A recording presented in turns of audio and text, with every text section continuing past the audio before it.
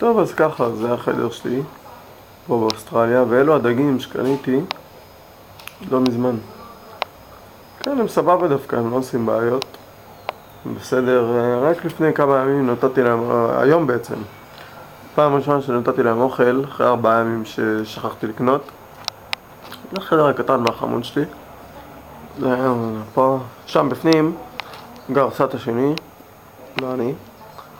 הארון שלי, הבגדים שלי. פה יש לי חלון שמשקיף החוצה.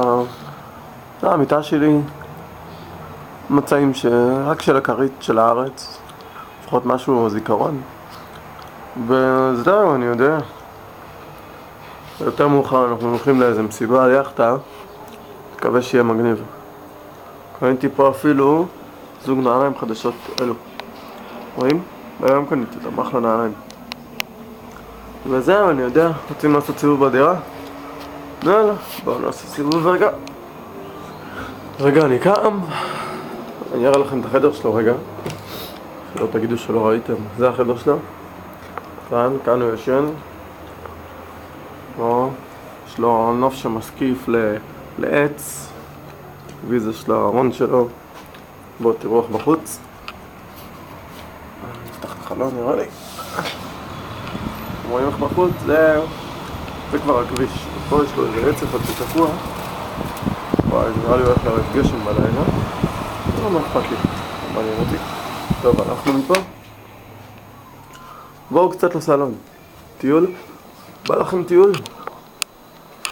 טוב. הם ישנים פה, פריגו וג'ובני בפנים, תחודרת פה. זה הסלון שלנו. אחלה סלון. כן.